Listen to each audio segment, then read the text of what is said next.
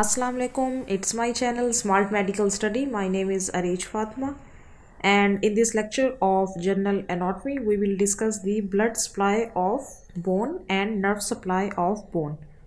हम देखेंगे first of all हम देखते हैं blood supply of bones in long bones.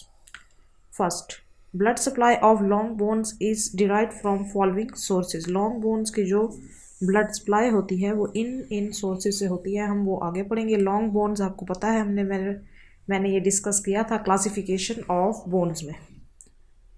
Nutrient artery, first it enters the shaft through the nutrient foramen. Nutrient foramen एक जो है वो होल होता है इन दी बोन में, जो कि जहाँ से एंटर होती है न्यूट्रिएंट आर्टरी शाफ्ट से run obliquely through the cortex में जाती है and divide into ascending and descending branches.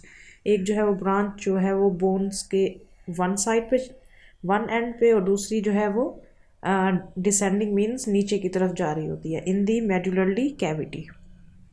Each branch divide into number of small parallel channels which terminate in the adult metaphysis, जो कि metaphysis में terminate हो रहे होते हैं by anastomosis with the epiphyseal, metaphyseal and periosteal arteries. Nutrient artery supplies medullary cavity. Nutrient artery जो है जो nutrient foramen से enter करती है वो medullary cavity को supply करती है inner 2/3 of the cortex and metaphysis. और न्यूट्रिएंट फोरामेन में ये बात आपने याद रखनी है, it is directed away from the growing end of bone.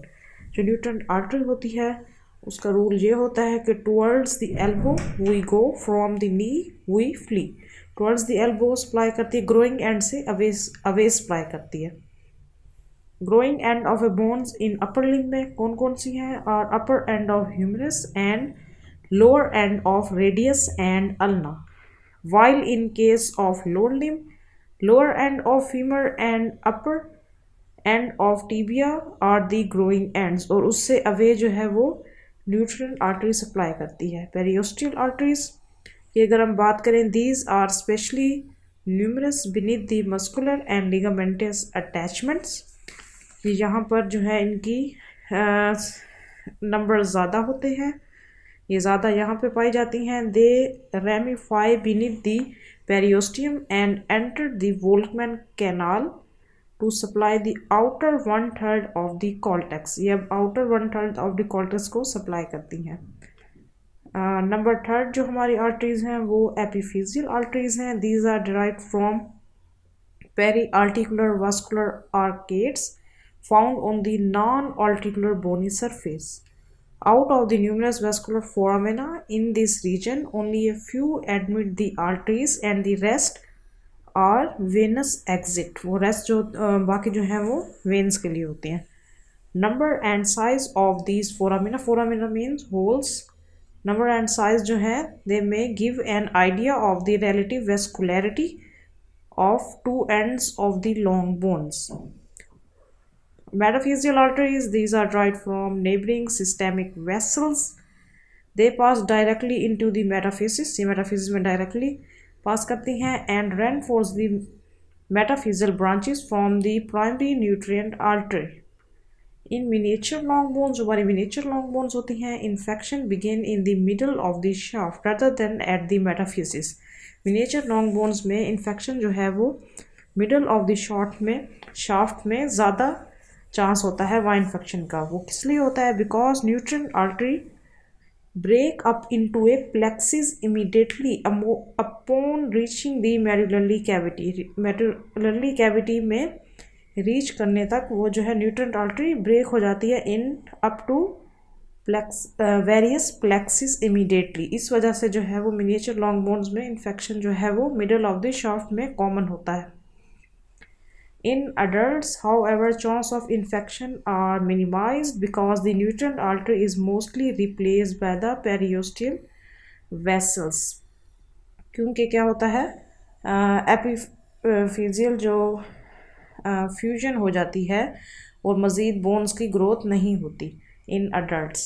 Other bones की बात की जाए तो शॉर्ट बोन्स हैं, उसके अंदर short bones are supplied by numerous periosteal vessels. इनको पेरियोस्टियल वेसल्स सप्लाई करती हैं शॉर्ट बोन्स, जिसके अंदर हमारी कार्पल्स और टार्सल्स आती हैं which enter their non articular surfaces in a vertebrae. अगर हम स्पाइन की बात करें, the body is supplied by anterior and posterior vessels and the vertebral arch by the large vessels entering the base of the transverse processes. Ribs की बात करें तो it is supplied by the nutrient artery which enter it just beyond the tubercle. tubercle से beyond जो है वो उसमें enter करती हैं. Periosteal arteries की बात करें, veins इसके अंदर periosteal arteries जो है वो ribs को supply करती हैं and the nutrient arteries. Veins are numerous and large in the cancellous red bone marrow containing bones. Veins in यहाँ पर numerous होती हैं in the compact bone. They accompany arteries in the Volkmann canals. Next जो है वो lymphatic की बात करें तो lymphatics have not been demonstrated within the bone. Bones में present नहीं होते, although some of them do accompany the periosteal blood vessels which drain to the regional lymph node. जो साथ में जो जितने regional lymph node है वहाँ पे फिर drain करते हैं. अगर कुछ जो है वो lymph vessels अगर present होती हैं accompany में the periosteal blood vessels, तो वो drain करते हैं regional lymph nodes में. Next जो है वो है nerve supply of bones. Nerve supply of bones की अगर बात की जाए तो nerves accompany the blood vessels. Most of them are sympathetic and vasomotor in functions. Nerves का ये function है. The few of them are sensory, कुछ sensory भी होती हैं, which are distributed to the articular ends, जो हमारी bones के articular ends जहाँ पे वो articulate कर रही होती हैं bones वहाँ पे supply करती हैं. And the periosteum of the long bones, vertebrae and the large flat bones. Next हम देखेंगे development and the ossification of the bones, and this is the end.